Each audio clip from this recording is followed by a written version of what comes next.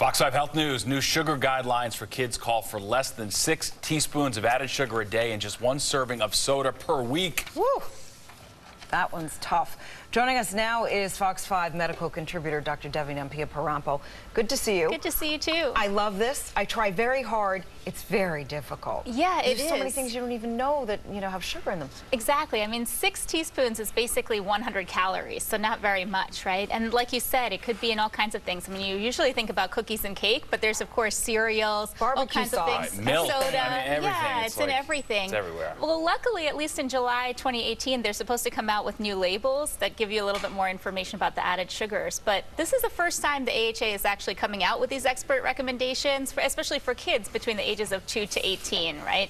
So for them, it's really important to try to be as strict as possible in following these guidelines. I mean, there's a strong correlation that if you have more of these added sugars, that you're more likely to develop obesity, insulin resistance, which is sort of a precursor to diabetes, high blood pressure, and then perhaps eventually heart disease, right? Yeah. So it is important, as hard as it's hard. I mean, we grew up in the sugar generation. Everything we had was full calorie soda, all sport drinks, candy all day long. It's a habit. It's hard to quit when you get older too, you know? Even for me, actually, I feel like, we were taught to have lots of carbs, that should be the majority of your diet, whereas now kids are at least being taught they should have more proteins, more fruits and vegetables, and perhaps hopefully as they substitute more of those, then, they may not... Sweet tooth will go down a bit. Exactly. Well, especially for kids under 2. So the recommendation is that they shouldn't have any added sugars, and since that might be the time that you develop your taste for certain foods, hopefully the thinking is that if they don't have that much exposure to sugars, that maybe they won't crave them as much later on in life. Well, that would be very hopeful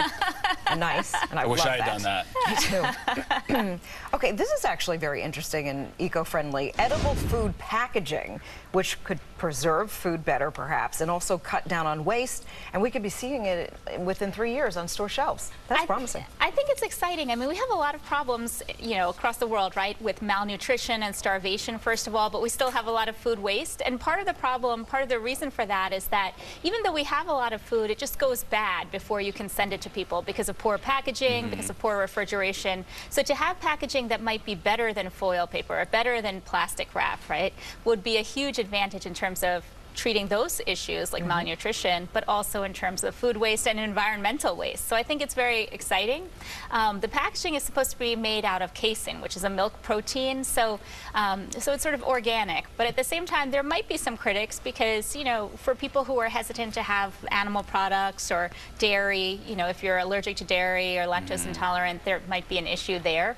And then you might have some resistance from people where, the packaging is not just a chemical barrier from food going bad, but also just a mechanical barrier, right? Like people put their hands in and touch everything. Right. So most of this, I mean, I still think it's a great thing. And when they stock the shelves, the idea is to still have it in cardboard or some other type of packaging for the larger containers.